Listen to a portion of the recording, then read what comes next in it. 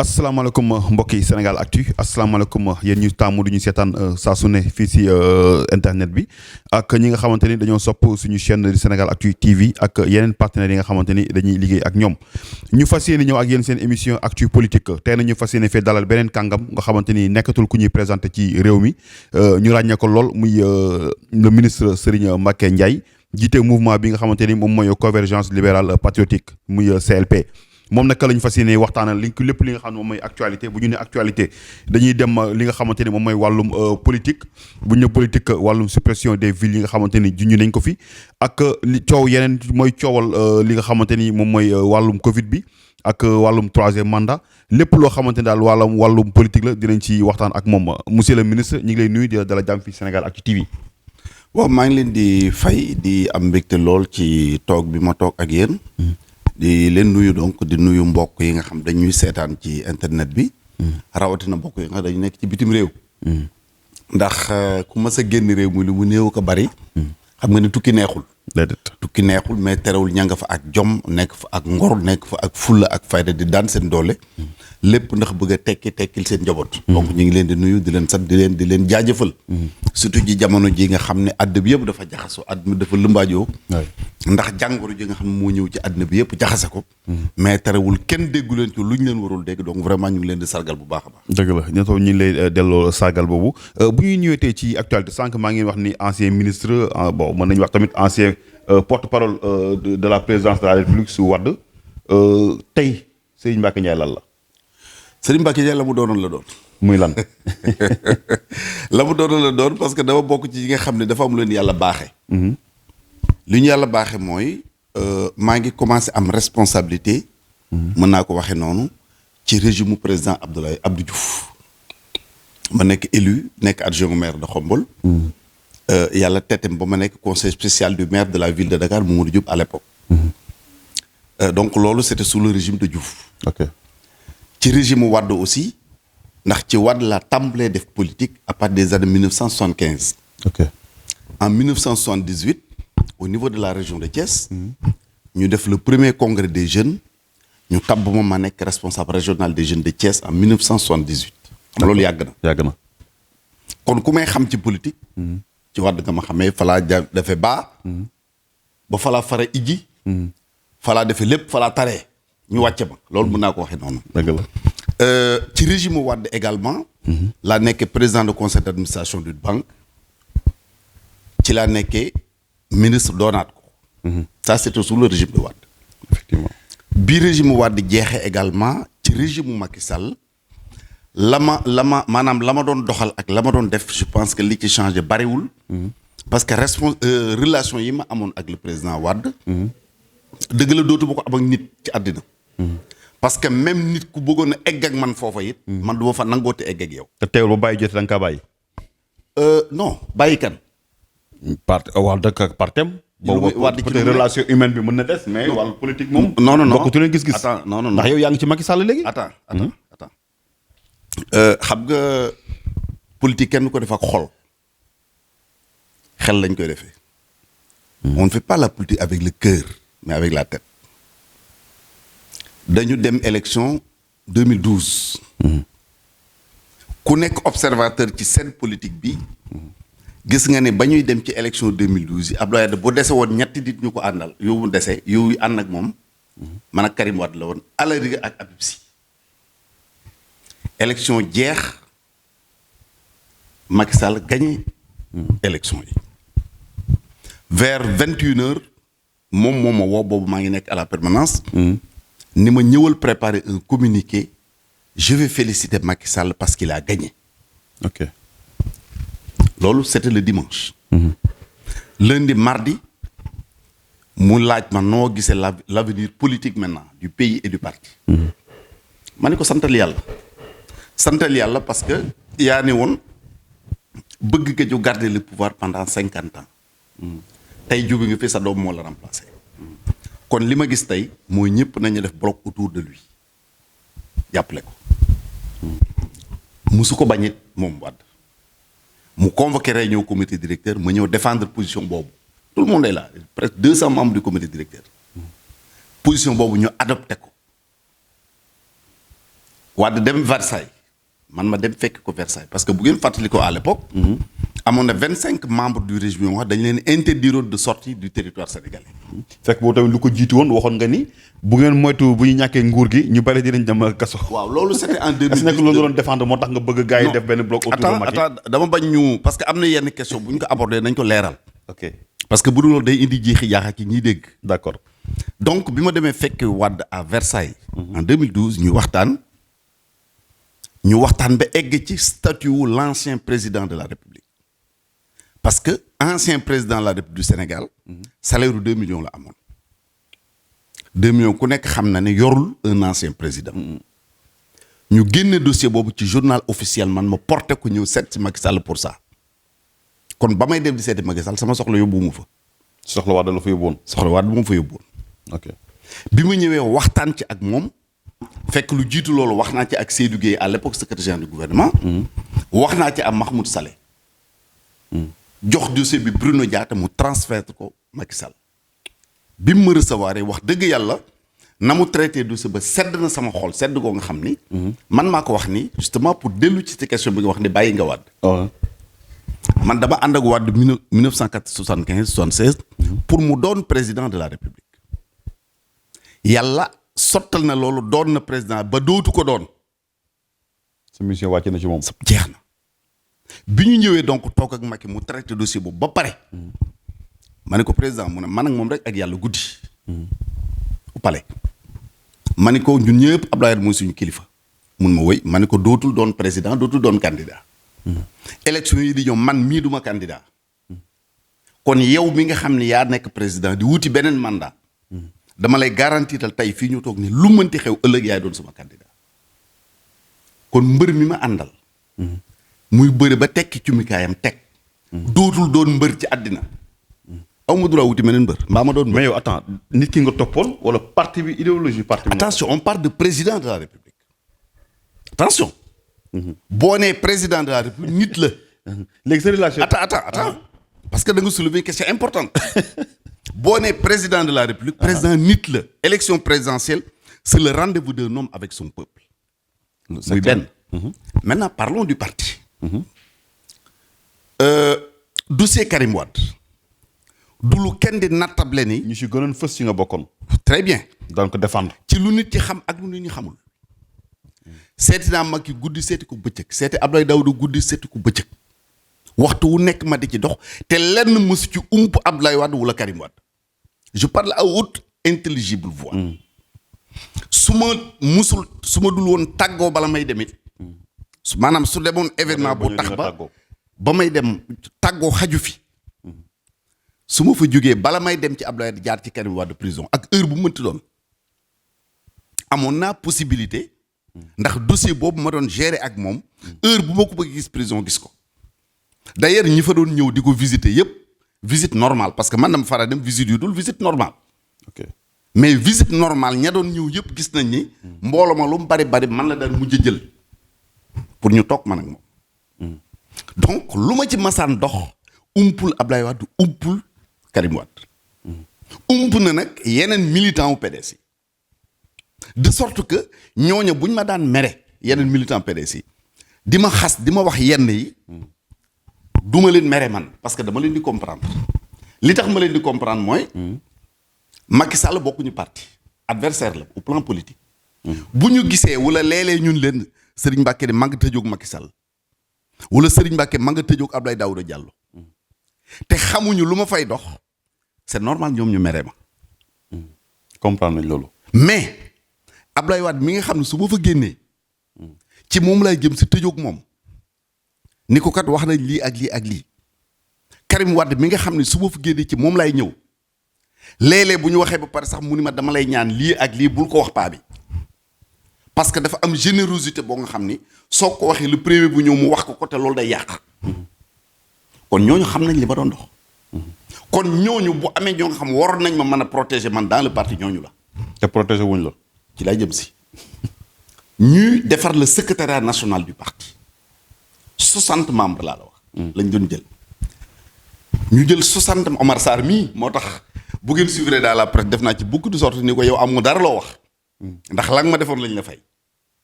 60 membres ñu defar ko du secrétaire national du parti. génne ma ci. question yi musuma ko aborder xam nga lu tax. man gëm naa ne fu ma neex samp sama langue.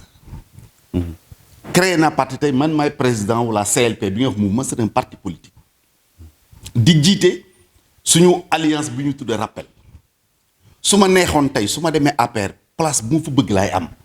loolu yàlla moo ko dogal du ma sàmba du ma demba. mais lan moo la teree. attends pour répondre question bi nga wax nii. d'accord ñëwal ci question. fu ma neex. fu ma neex tey parti bu ma neex au Sénégal dinaa fa dem occuper fonction mu bëgg occuper lu yàlla def la. te yàgg naa leen wax ne en politique bu Abdoulaye jàllee aw ma ci élimaan pour ne pas dire ku fi taxaw maa si élimaan bu Wade jàllee. donc bi ñu defee loolu. Oumar Sarr jël liste boobu dem prison fekk fa Karim Wade mu valider ko. mu ñëw jox ko Abdoulaye mu signé ko ñu publier ko.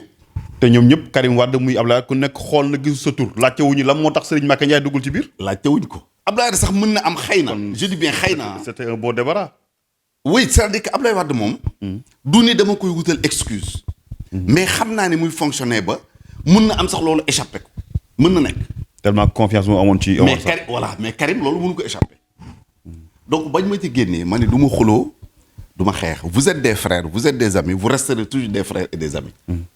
dem leen seen yoon ma dem sama yoon continuer di liggéey nag ci projet bi nga xam ne Abdoulaye moom moo ko dénkoon c'est les retrouvailles de la grande famille libérale. di ci dox parce que wóor na ma ni tôt ou tard ñun ñëpp dañu retrouver dans cette grande famille libérale. et sur cette question je pense que l'histoire est en train de me donner raison. donc Wade doonatul candidat pour dellu si ci sa question ba ma di ko soutenir. nekkatul candidat comme nekkatul candidat am naa droit wut sama candidat. deuxièmement PDS génn ma ci PDS ba ci génne. te comme man du ma xuloo du ma xeex rawatina des frères et sœurs yoo nga xam ñoo bokk lépp muy deuxièmement. troisièmement mu wóor ma ne bu ñu nekkoon 1000 partis it dañu mujj retrouver wu dans la grande famille libérale jarul xuloo jarul xeex et encore l'histoire m'a donné raison. dinañ ñëw si retrouvailles famille libérale boobu tey dañuy ñëw si sa diggante ak Macky Sall parce que tudd nga sa diggante ak Abdou Diouf.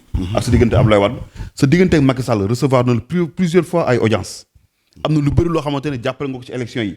mais ba tey ñu si bari mu mel ni yow Macky Sall yow yaa ko jàpp waaye moom jàpp la. mais Macky di ba jàppee wu ma ko noonu. mais la moo tax te yenn Serigne Mbacké Ndiaye ak fi nga jaar ak nguuru Abdoulaye Wade mënuñu la dénk yenn responsabilités yi. wala ñàkk base politique la wala. alors. d'abord wutatuma base politique mu leer. mais booy politique. attends xanaa kon amatoo ambition. soxlawu ma ko. soxloo ambition ci politique. non j'en ai plus. d'accord da bëgg mu leer. leer na. parce que. olof yi dañu ko war a ñay ba wàcc loo warate du la saf. Macky Sall toog nañu waxtaan ba ne ko président man ko mënumaa jox lu ma jaaxal. palais bii maa la ko gën a miin. avion présidentiel li ma ci fanaan xëy na doo ko ci fanaan. j'ai fait toutes les capitales du monde. j'ai rencontré tous les grands hommes de ce monde là. sama carnet d'adresse dundal na ma. kon lépp lu may defati xëy na bëgg réew mi wala bëgg a jàppale nit moo tax ma di ko def. pendant 24 ans j'ai été conseiller municipal à Khombole 10 ans adjoint au maire. nekk pendant 5 ans conseil régional à Thiès. non yooyu moom mënoo fa am loo xamante ne mën na laa dund. tey ña fay nekk di xëccoo. non base bi nga wax moo tax may dellu si ci yàlla ña fa nekk tey di bëgg a doon maire ak di doon leneen ak leneen. xëy na bi may nekk dans l'arène politique dañ daan seen may dem ñu nekk ay parental wala ñu yor seen i cahier di jàng école ñu naan diwa nga ne di dem. kenn ku ci nekk na jox ma cër bi nga ma war a jox. kenn du ci jaar ci sama tur. kon sama devoir mooy su ma demee ba jëmmi jamono. man ma wëlbatiku jàppale leen ñu puus leen boole leen. ñu mën a ànd pour liggéey la Khombole yàlla def yoof nga ma fekk fii di sama kër. sama doom dëkk fii yoof am fi këram. sama soxna gaañu fii ci yoof ma denc ko ci armeelu yoof jënd 4 mètres carrés yu ko wër dencal ko sama bopp. bis bu ko yàlla defee muy noonu. kon tey dama nekk citoyen de yoof transférer sama vote jëlee ko Khombole indi ko yoof ok continuer socialement ma nekk Khombole. socialement parce que lu xew sama loxo nga ca. dama koy wax di ko waxaat tous les jours du pour bàkku mais ne leen sant yàlla la. leer na ma ni man li ma def ci Khombole moi personnellement. en tant que doomu aadama. li ma fi en tant qu'autorité beneen doomu Khombole mësu ko def yàlla na ko fa keneen def. kon socialement maa ngi Khombole. politiquement nekkatuma fa. yaa ngi Yoff. maa ngi Yoff sans ambition politique. ok wutuma ci dara lu dul. ñëw jàppale Diouf Sarr. jàppale Diouf Sarr jàppale président Macky Sall. utub soxlawuma leneen wutuma leneen. ok donc aw ma benn ambition maintenant. Macky Sall bu doon ne damay wut poste de responsabilité ak moom. maanaam bu doon ne loolu moo ma soxal. jour ba ñuy toog ma war ko jàppale te booba it jàppale ko yombul woon nag. vous en souvenez. 2012 xeex bi eggoon na foo nga xam ni génn ni Macky Sall yow laay jàppale yombul. kon su ma doon wut dara booba laa ko noonu président man de bëgg naa la jàppale waaye loo may jox. musuma ko boobu sañoo ko woon. lu tax ak ni nga taxawee woon ci wetu Abdoulaye Wade yëpp. waaw xëy taxaw ne loolu. loolu boo ko defoon sax da ngay xeblu sa bopp. mais attends booba laa xëy taxaw ni Sénégalais yi Macky Sall la ñu war a jàppale.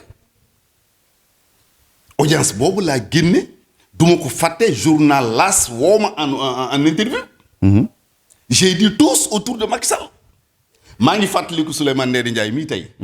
booba ñu ngi nekk en plein dans le procès de Wade. de Karim Wade. L'Observateur titré ni Serigne Mbacké Ndiaye 2 points. Je rêve de voir Wade diriger la campagne de Macky Sall en 2000 à la prochaine élection présidentielle. Souleymane dafa dugg Serigne ni ma mais Serigne Mbacké li journal bi wax yaa ko wax ma je ne suis pas d'accord. man ko tu es libre xol lay waxee moom. man ko tu es libre tey anamu. waaw mi ngi au cœur du Macky de. voilà. donc j'ai pas de problème par rapport à ça. nu nit lëndëmee tamit noonu la politicien tamit lëndëmee. kenn mënu la natt non du question lëndëm. parce que tey jii bu ñuy xool yaa ngi naan retrouvailles famille libérale Idriss Seck xam naa ne yaa di nga rafetlu ñëwam. te pourtant ñu naan taxaw daan dal ci kaw Idriss Seck nga ne tey bu ñu war di ñàkki pouvoir bi Idriss Seck moom mooy à 90% responsable. yooyu yëpp daan nañ ko dégg. Wade ñaari nit a ko xañ pouvoir. muy kan ak kan. Sidy Lamine Niass yàlla na ko yàlla yërëm. Idriss Seck. bu ngeen fàtt oui c'est ça la vérité. dëgg moom amul am le bu ngeen fàttali ko Abdoulaye bi ñu annoncé candidature am. en 2012 amul woon coow. Idrissa moo dem France. def lu fa benn étude ay expert benn constitutionnel bu muy tudd Guy Carcassonne. indi étude ba teg ko bàcc. te lu leer la woon nag. loolu moo fi indi coow ba li xew lépp xew. tey bu fekkee ni nit ñi amoon nañu fitu dem bay def marche place de l'indépendance. Sidy Lamine Niass Sidy Lamine la. marche ba tudd ko place Tahrir. 19 mars ba. kenn du ko fàtte. donc déclencheur yi nga xam ne moo indi loolu ñaari élément ñaari nit ñooñu la. maintenant benn élément bi nga xam mooy élément catalyseur. mooy le 23 mars le 23. 23 juin 23 juin. te 23 juin bañ koy xanaa olof yi lim naan bët du gis lu koy fàtt. mais ba ñu dem 23 juin Abdoulaye woon na ñu toog ñu ñëpp. naka ngeen gisee affaire bi ñun ko on applique la loi ku nekk sañ nga manifester ku nekk sañ nga marche. waaye non waaye place assemblée nationale. au cœur de l'état du Sénégal. kenn mënul autoriser ay nit ñëw fa def manifestation. mu déglu ñu wax ba pare mu ne bon li ngeen wax dëgg la waaye du ma ko def. ni Ousmane Ngom defal communiqué. wax ni autorisé nañ manifestation bi. dal di génn bi nga fay tracé ni opposition nañ taxaw fii majorité taxaw fii ainsi de suite. loolu moo indi li xew yëpp. en tout cas voilà la réalité. am na solo léegi tey ñu dugg ci ñu def gouvernement bu bees. Macky Sall tàqali ko ay ténor yoo xamante ni kenn mësul woon yaakaar ci àdduna ni dina tàqali ko ak ñoom. indi ñoo xamante ni kenn mësul woon yaakaar ci àdduna ni dina liggéey ak ñoom. yow en tant que homme politique naka nga jàngatee loolu décision yooyu. jàngat bu simple. jàngat bu simple boo kon bettu la amul dara bettu ba ci amul benn complication. parce que kàngam yi ngay wax ma di leen nuyu di leen sant pour l'excellent travail bi ñu def ci réew mi ci ñun li ñu gis. mais bu leen sénégalais xamee ñu ci bari ci ñoom. maanaam bu sénégalais xamee ni kii kat bu ñu ko defee ministre mën na liggéey bi mu liggéey. bu leen ko sénégalais xamee Macky Sall la tax. kenn ku ne ci ñoom moo la jël dénk la responsabilité. alors fekk tamit la lu jiitu loolu kenn si ñoom ku nekk fexe nga mu toog si nguur gi. parce que ñooñu la àndal créé parti bi. non pas du tout. mais ñoom ñëpp bu ñuy xool. bu ñu doon lim tey ñu créé parti bi kenn nekkul si wetam ak ñoom ABC. non ñoom Cissé Lo. il faut ñu xam aussi question bi ngay posé lan la. parce que waxoo ay ñu créé parti. da ngay wax ñi nekkoon ci gouvernement doon ànd ak ñoom doon liggéey te jege woon ko lool. waaw mais xam nga loolu bokk la ñi créé woon parti bi. voilà dama bëgg aussi bu ñuy wax ñu mën ko vraiment leeral ba ñi ñuy dégg. seen xel bañ a jaxasoo. ñi ma jàpp ne ñoo tax ngay wax. mooy Amadou Ba. waaw nekkoon ministre. Aly Ngouille Ndiaye. Matar Cissé. Mimi Touré. Omar Youm. du dëgg. waaw ma ne ñooñu. ku ci sénégalais xam ne am nga compétence wala nga yaakaar ne am nga compétence. c'est parce que ci Macky Sall tax nga xam nga leen. parce que moo leen def ministre.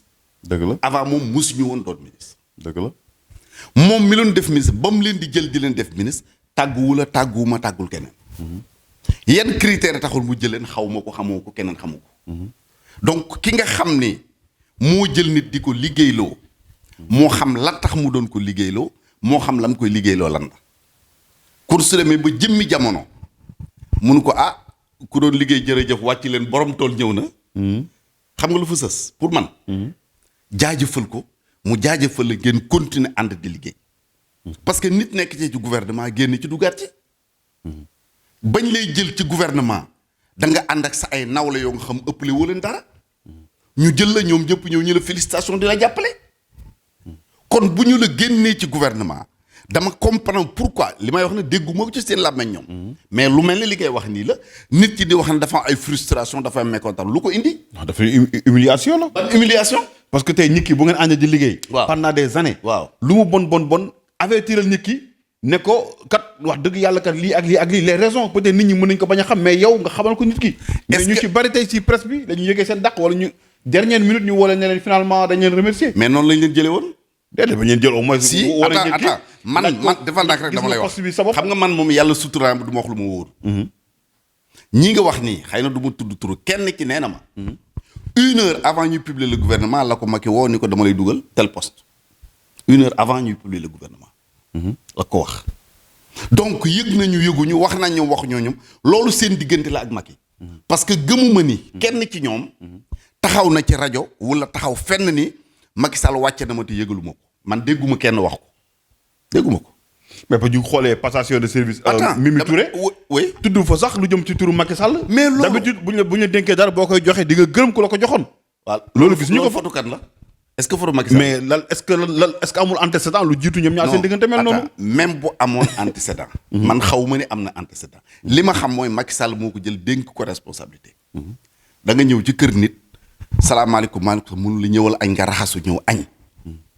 soo añee bu jëkk ko jaraw lakk ja boo ko waxul. kan la ñuy reproché kan lañ koy reproché est-ce que ki la jox añ bi lañ koy reproché.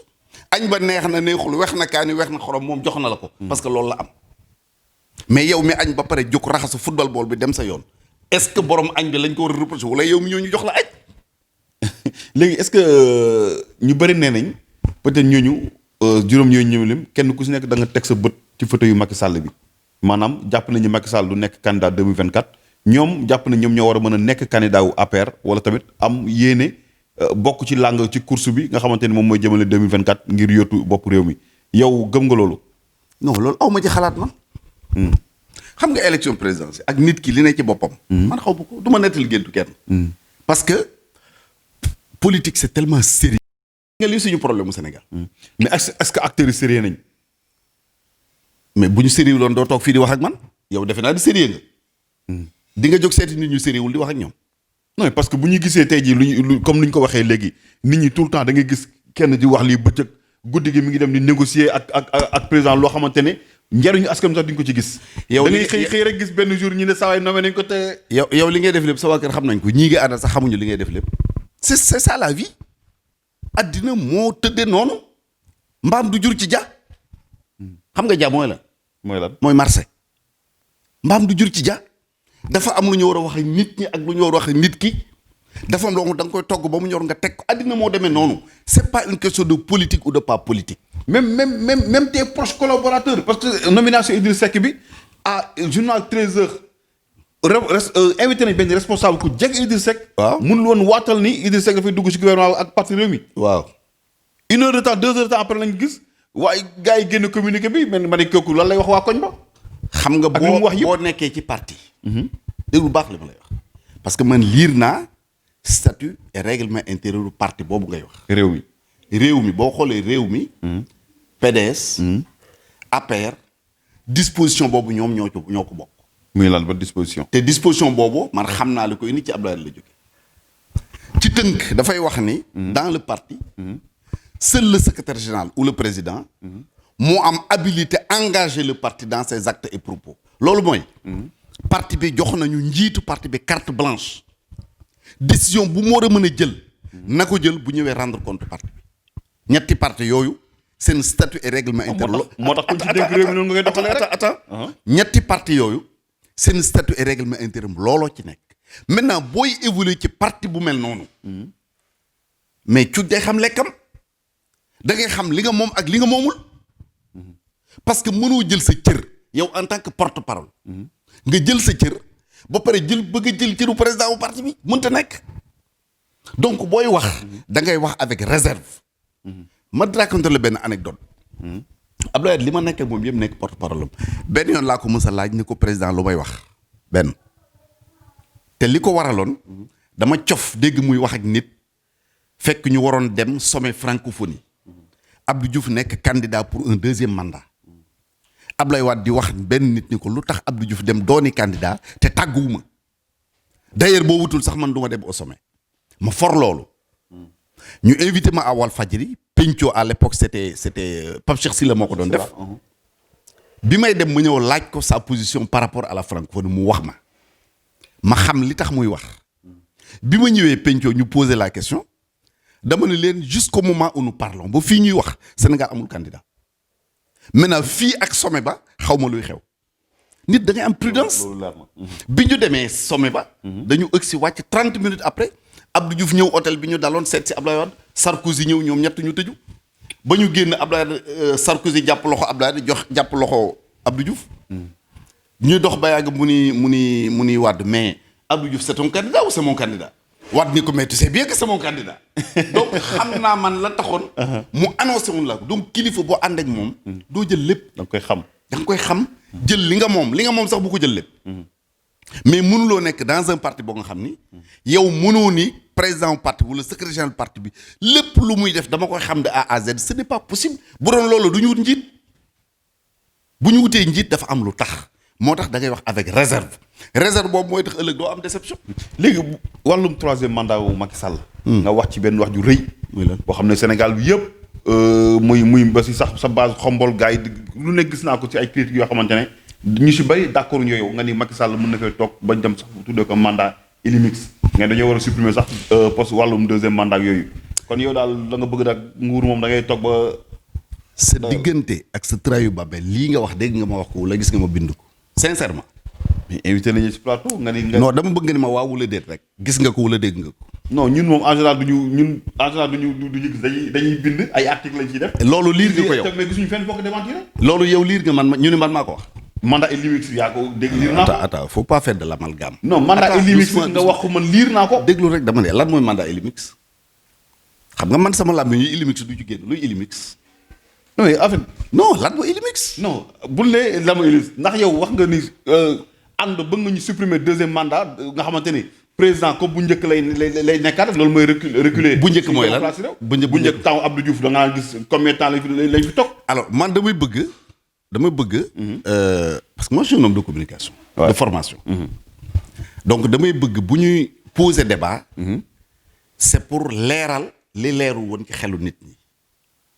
bu amee lu leerul. mais loolu yaa waroon nañ def benn sortie ne lii laa waxuma lii laa wax mais ba léegi gis ñu foo ko démentir. non xam nga du damay woo nit ku nekk naan ko kaay ma wax lii kaay ma def lii man li ma war a def damay def nit ñi di commenter.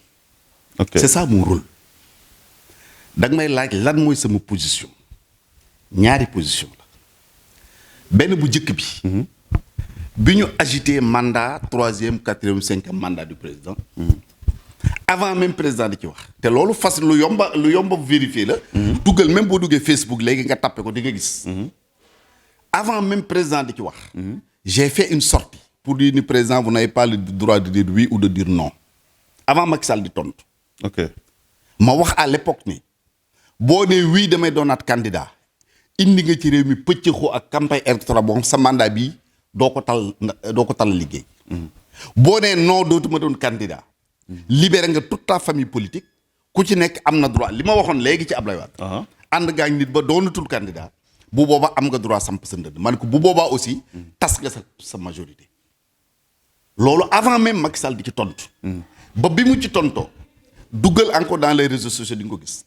Moustapha Diakhaté def ci benn sortie ni le président Macky Sall conforte Serigne Mbacké Ndiaye dans sa position ni oui ni non. kon sama position ci loolu question boobu ñu ko posé. moo doon ni oui ni non. avant mu koy wax rawatina après bi mu ko waxee moom loolu muy benn. deuxièmement. lan mooy sama position man par rapport au mandat du président. mooy man dama contre limitation du mandat du président. pour man. mandat du président kenn waru ko limiter comme le mandat du député comme le mandat du maire comme les autres mandats. loolu mooy lan. loolu mooy démocratie. c'est ça la démocratie. est-ce que Allemagne dañu limiter seen mandat du président. mais wala da nga bëgg ñu def. comme da nga bëgg ñu def comme Cameroun. nga xamante ni góor bi depuis 81 xam nga ban année mi ngi fa ba tey. ou da nga may laaj ou da ngay tontu bu dee da nga may laaj nga bàyyi ma tontu. li may wax leer. tontul. Dans les pays comme le Sénégal. suñu mandat ñun le président bokkul ak mandat wu président en France ou aux États-Unis en Allemagne ou en Grande-Bretagne. li différence bi. très bien la différence mooy. tey boo demee en France président bañ fay fal. su mandaam di jeex kenn du ko jugé ci ñaata kilomètre goudron la defar kenn du ko jugé ci ñaata école la kenn du ko jugé ci ñaata université. kenn du ko jugé ci ndox mu ñu fa indi ak courant bu ñu fa indi parce que loolu yëpp pare na depuis des années des années des décennies. ñun président bi ñuy fal Dakar yaa ngi ni boo génnee amoo foo jaar ndax ay travaux.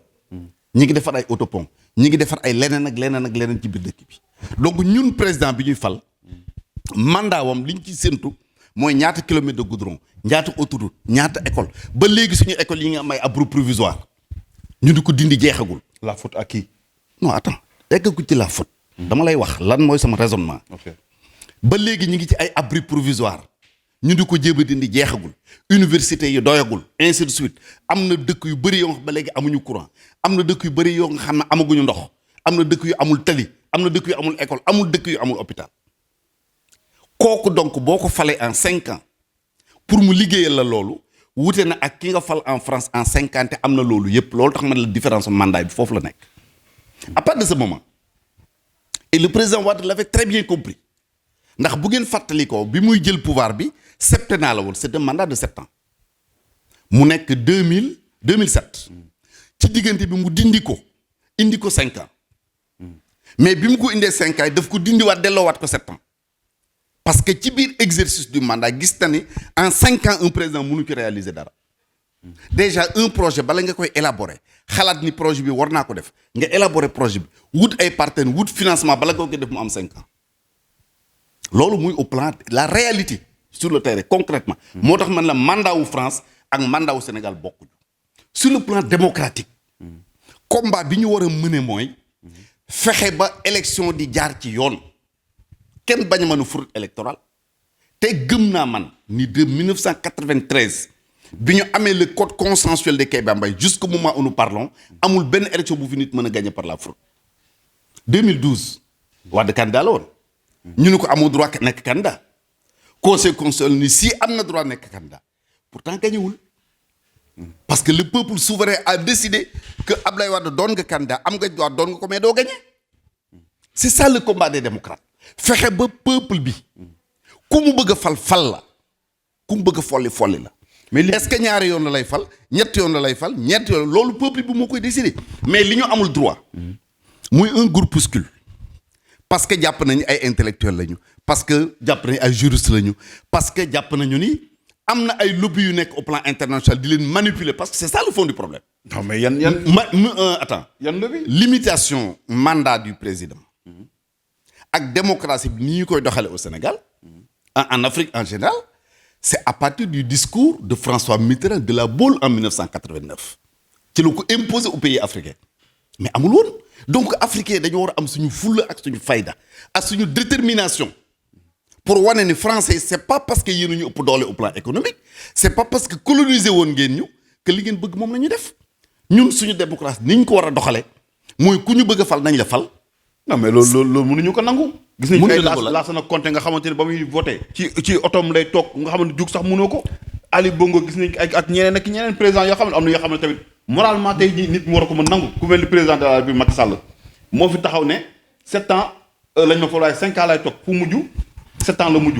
xam nga ma impose ñu référendum xëy taxaw ne 2024 ñu bëri nee nañ kan moom taxaw ne carrément dégg naa ko mu ne man bii mooy sama deuxième et dernier mandat wax na ko ba tey donc ñu mel ni yéen tamit bu ngeen bëggee ñu taxaw ne ko war ngaa war a mën a defaat beneen mandat juriste tamit ñëw taxaw wax ko loolu mooy indi lam-lam ci xelu est-ce que man dama laa wax wala dama wax kenn wax na léegi nga ne yow sa position mooy boo sañoon day Macky Sall dañuy supprimer limitation des mandats. mais attends Seck je pense que suñu niveau de réflexion mayu ñu ñuy def amalgame ñaari question la ñuy wax. voilà benn bi mooy le mandat de Macky Sall est-ce que day doon candidat wax naa la. wax nga ko nii oui nii non. wax nga ko wax du dëgg. xam nga loolu féete na boor. féete na boor maintenant da nga laaj sama gis-gisu bopp yow.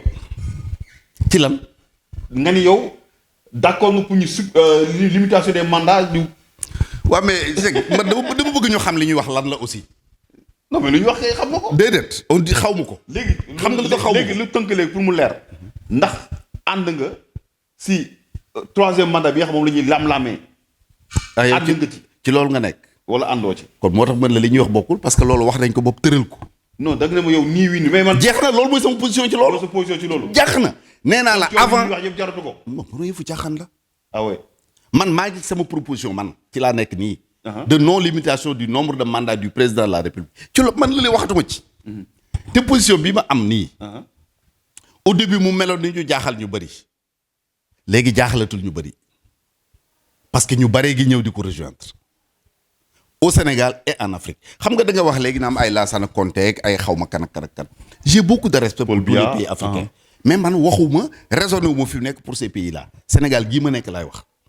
parce que boo demee Guinée. wala nga dem Cameroun wala Gabon yi réew yi ngay cité. mënuma assurer ni seen élection day jaar ci yoon. mënuma ko assurer Sénégal mën na ko assurer. que de 93 à nos jours amul benn élection bu fi am boo nga xam nit gagné ne ko par fraude.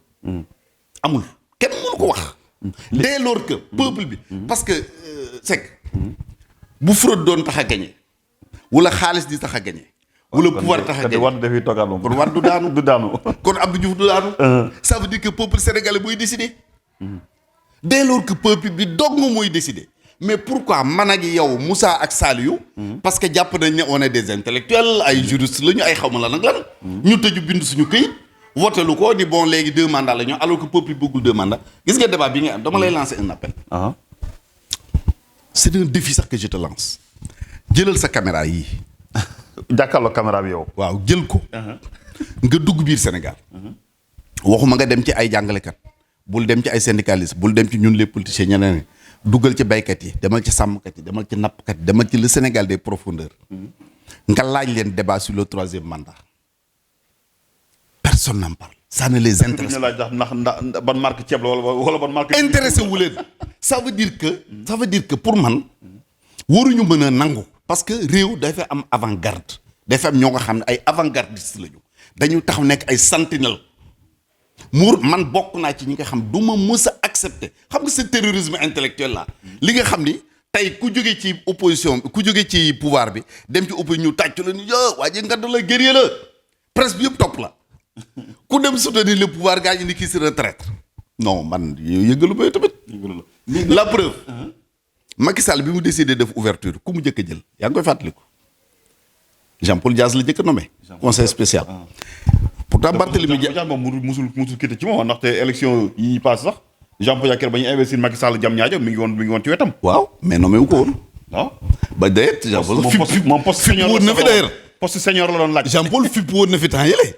alors est-ce que Barthélémy Diaz war na taxaw di wax naan ñi rejoint Macky Sall ay traître lañu. ça passe c'est pas bon. il faut que nit ñi joxante cër. léegi ci wàllu opposition lay ñëw. ñi ngi gis ñi ngi def benn configuration de l'opposition ñi naan ay tey Ousmane Sonko Khalifa Sall Cheikh Bamba Dièye ñu ñëpp. yow naka nga gisee tey ñooñu ndax war nañu ñu war a mën a ànd lañ. fii ñëpp mën a ànd. mais jomm duñu mënuñoo gës ak nguur gi. nguur ga xam nga man d'abord dama bëgg une opposition forte. ndax man bu ma sañoon dafa ñetti famille politique yoo nga xam bu ma sañoon dañu gën a am doole tous les jours. muy ñan. mooy la famille politique de Senghor. c'est les socialistes. ndax rôle bi ñu joué dans ce pays. te pouvoir. dafay soxla contre pouvoir. muy benn. la famille libérale de Wade. day gën a suude gën a am doole. la famille de gauche sénégalaise. il est vrai que boo leen wàññee tey taxatul ñu bari doole. les PIT les And Jëf les LD. les RND les MSU taxatul ñu bari doole. mais je pense que vraiment c'est un appel bu ma leen di lancer. il faut ñu jéem a dajaloowaat. renforcer seen position. gëm nga idéologie ci politique léegi. moom rek am leneen amul lu dul idéologie. socialiste tey naka nga war a mën a dafay différence entre libéraux yeeg socialiste yoo xamante ne tey ñoom ñëpp nga ànd di liggéey. bu ñu nee socialiste parti socialiste moom la ñuy njëkk xalaat Sénégal. waaw ak yeneen parti yu ci bari tey nguur gi. xam nga dama doon junj sànq man la gis nga problème Sénégal. bokk na ci tey boo seetee presque tous les partis yi ci ëpp en tout cas. nga jël seen direction parti ba mu jeex doo ci jël fukki nit yu mas a def politique. ñu ci gën a bari ñi ngi ñëw politique avec l'avènement de Macky Sall. te politique du caaxaat. xam nga dans la vie boo doon calculer 1 plus 1 égale 2. en mathématiques. en politique 1 plus 1 2 égale 2. c'est pas vrai. donc li valable ci yeneen activité valable en politique te politique gën a jafe loo gën a gis. loo calcul yooyu ak stratégie ngay wax ni ay calcul jeu de damier yooyu yëpp loolu moo waral tey Macky Sall xalaat ni tey jii bu élection locale amee du ñàkk ñu mën a ñàkk li nga xamante ne moom mooy mairie Dakar yeneen yu bari donc loolu indi coow jamono ji ñuy wax sax wàllum suppression des grandes villes yu mel ni Dakar Guédiawaye Pikine Thiès Rufisque. waaw xam nga yow ci sa xalaat mën nga jàpp ni en tant que bi moom dama koy laaj en tant que ancien conseil municipal bu Dakar ak président xawma kii xombol bi nga nekkoon. waaw mais xam nga yow li nga wax nii. sa xalaat mooy ni calcul politicien. bu baax sax waaw xam nga loolu sa xalaat la. man du sama xalaat. en toute honnêteté. du sama xalaat. du sama xalaat parce que dama am chance su. 1972 la ñu def acte 1 de la décentralisation. créer les communautés rurales man ma dëkk région de Thiès. donc les premières communautés rurales au Sénégal ci ñun la woon. 96 mu amaat réforme acte 2 de la décentralisation. booba Sékou Touré moo nekk ministre de la décentralisation. CRD yi mu doon def Amadou Diouf nekk directeur des collectivités locales. yàlla baaxee ma aussi ma bokkoon ci loolu. nekkoon aux côtés de Mamadou Diop l'ancien maire de Dakar. Mbaye Jacques Diop Dabi Diagne. Thierno Birahim Ndaw Mbaye Jacques Diop Mamadou Seyni Mbengue ainsi de suite ma nekkoon pratiquement seen doom di leen assurer le secrétariat ñuy def di réfléchir di évaluer l'acte 1 lan la jur ak acte 2 fan la ñu mën a yóbbu. Ensuite comme vous l'avez dit tout à l'heure ma liggéey dans le cabinet du maire Mamadou Diop nekk conseiller social dans son cabinet nekk également un élu local kon xëy na su ma amee tuuti xel am na loo nga war naa ko ci mën a comprendre. may fàttali ni commune de Dakar xam nga ville de Dakar tuddul ville commune de Dakar lañ doon. Dakar commune de Dakar Bargny la tàmbalee woon ba Cap Manuel. Bargny ba Cap Manuel moo doon commune de Dakar booba conseil municipal bi fi nekkoon. amuloon maire da doon am président du conseil municipal ba pare état bi désigner benn administrateur de la commune. xam ni koo koy gérer budget bi mooy def lépp le maire il est là pour des raisons honorifiques le président du conseil municipal àddina di dox ba mu am ay réformes tey Bargny mairie la Rufisque ville la yeneen ak yeneen ak yeneen am ci diggante bi du dëgg kon àddina dafa am marche bu muy dox ko nga xam ne doomu aadama mënu ko téye tey ville de Dakar xëy na di nga am surprise su ma la waxee nii da nga koy dund peut-être xam nga nit bari na lu muy dund te du ci rendre compte. su ma la laajoon tey ni la ville de Dakar la mairie de la ville de Dakar lan la réaliser à Dakar doo ko wax su ma la ko laajoon tey doo ma ko wax. parce que déjà pavage yi ñuy gis ni si dëkk bi yëpp yooyu yëpp initiative maire bi la woon. ak yeneen projet yoo xamante ne loolu mooy si lu ñu communiquer. kon pavage la. attends xam pavage la lañ fi def. du dëgg. waaw alors. éclairage bi c'est l'État.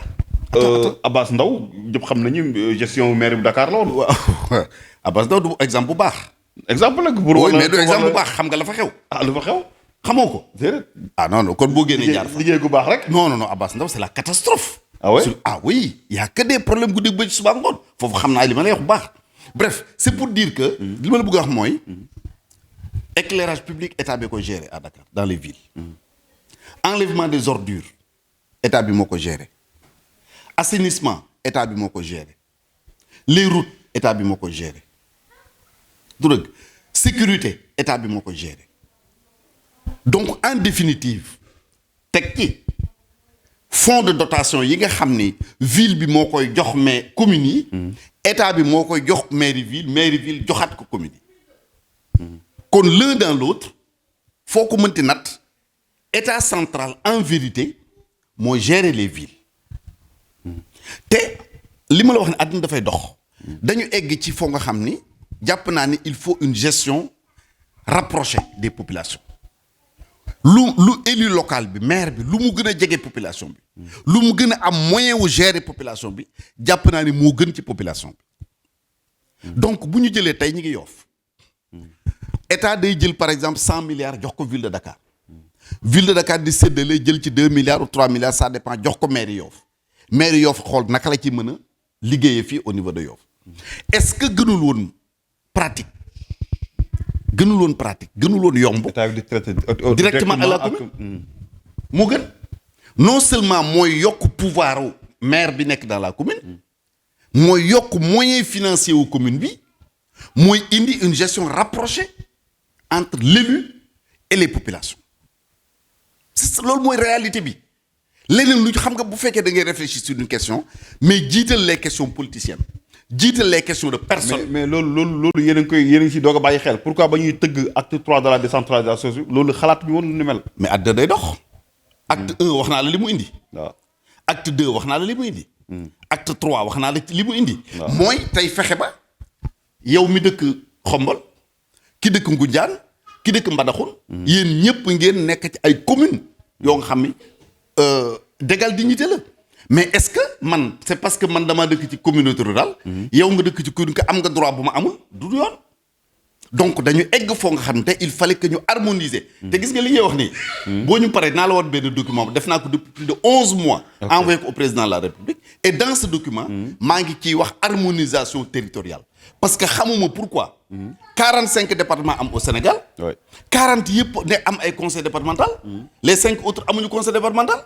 ñun waa Dakar dañ ñu gën ñun ñuy jógee Thiès wala ñu jógee Bambey waa Rufisque dañ ñu gën waa Pikine dañ ñu gën alors que nous sommes des Sénégalais comme tous les autres il faut que ñu harmoniser am 45 départements dans tous les départements ñu am fa des communes de plein exercice état bi di jàppale les communes yi mën a jàppale les populations ku bëgg lu leer daal loolu ngay bëgg mais bu fekkee nag da nga bëgg une position personnelle boo nga xam dina la mën a permettre nga def pression sur un gouvernement sur qui que ce soit loolu c'est une autre affaire mais li ma gëm mooy kuy wut l'intérêt de la population di nga bëgg cette communalisation buy permettre état bi mu traiter directement avec les communes. parce que ñu bëri dañu yaakaar ni maire Dakar Macky Sall jëf na lu nekk pour jéem ko gagner mënuñ ko gagner bu jamono ji bu fekkoon tey jii kenn ci ay partem wala dara moo nekkoon maire bi est-ce que ñoom dinañ xalaat lu ñu mel. loolu moo tax man loolu moo fa la wàllu politique bi ñëwee. maire Guédiawaye xam Macky Sall ko contrôler. mais parce que dafay flagrant de trop. maire Pikine moo ko contrôler maire Thiès moo ko contrôler. où est le problème. ensuite bon parlons objectivement tey bu élection amoon est-ce que Khalifa Sall day doon candidat xam du doon candidat. mais ñu ngi négocier wàllu amnistie loolu. tollaguñ fi waaye man xaw ma yaa wax loolu man xaw ma ci dara.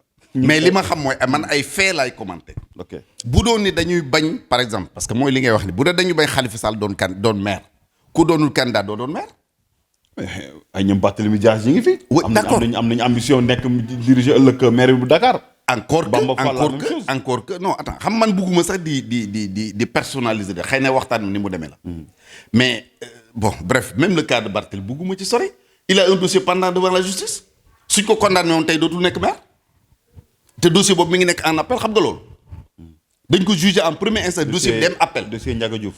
buñ ko condamné woon tey dootul nekk maire donc état bu doon ni day bëgg a xeex ay nit feneen la koy jaarale. ñun xam nañ lan mooy état. tey bu doon ne état bi problème am mooy. Khalifa Sall bu mu doon maire. Barthélémy Dias bu mu doon maire day garder le statu quo nii mu demee nii. boobu ba léegi ngeen ko bëggee saa su ne noonu lay demee. non dama ne bu dee ni loolu moo doon objectif état bi. bëgg ba Khalifa Sall bu mu doon maire. Barthélémy Dias bu mu doon maire. statu quo situation bii ñu nekk moom la ñuy garder du ñu changer dara. parce que kenn ci ñoom du doon candidat bu boobaa. leer na ñu ñëw si dernière question li nga xamante ne moom mooy muy wàllum Covid bi. moom lañ ci ñëw vite fait rek. lan moo ci responsabilité état ak lan moo ci responsabilité population bi. waaw d'abord état comme ni ñu koy waxee lu xew mooma. su jubee mooma su ci leneen amee it mooma ça il faut l'accepter. ndax moom ku gàddu dof boole kook ay sagaram. Covid bi dafa président jël ci ay mesures extrêmement importantes. ñu appliqué ko au début dina coow tout sax mais gis nañu résultat yi. ñu dem ba ay jëmmi jamono état bay jëkk a bàyyeeku. relâchement am. état bi ko jëkkee. ñi koy ñiy fàttaliku gis nañu ni bi président di dem di defi visite au Sine Saloum. visite économique man génn naa ci presse pour wax ni visite bii d'accord ma ci.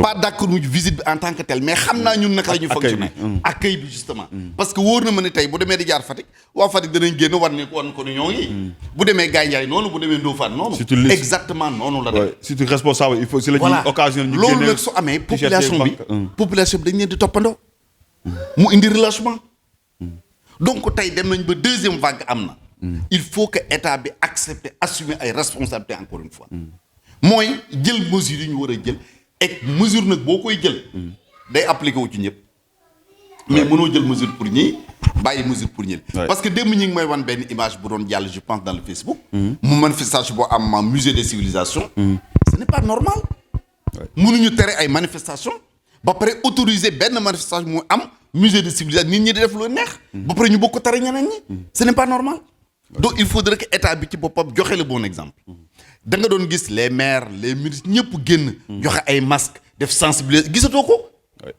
ku nekk yaa ngi toog jàpp sa njaabur donc bu ñëpp toog jàpp sa njaabur bu ñu waxoon ni datu élection yi mars 2021 la ñëppay génn joxe ay masques ak yooyu mais absolument te loolu la ñu war a bàyyi lii mooy priorité d'ailleurs maa ngi ci profiter saluer parce que dama dégg Oustaz Mor Thiam démb muy wax ne mu ngi lancer un appel ou bien dafa am ku ko wax pour que 31 décembre bu minuit di jot ñu jël 5 minutes yoo nga xam ne kenn ku nekk fa nga ne nga wéetal sa borom ngay jullit ngay katu ak lu mu mënti doon buñ ne minuit moins 5 2020 moom yóbbaale musiba yëpp nga toog ñoo sonn ci 2020 ba jéggalu delloo sa bopp ci yàlla ñaan yàlla mu génneel ñu mbas bi fi nekk que 2021 nekk une année bu dàq 2020 loolu je pense que appel la boo nga xam ne vraiment dem bi ma ko déggee ma dégg imam yu bari aussi di téléphoné di ko rafetlu je dis que ñun yéen ñi nga xam yëpp da nga nekk ci média war nga ko mën a relayer pour que le 31 décembre mu doon minute boo nga xam ni parce que bu ñu daan wax minuit nit ñi dañuy klaxonné di yuuxoo ko fecc di taal ay pétard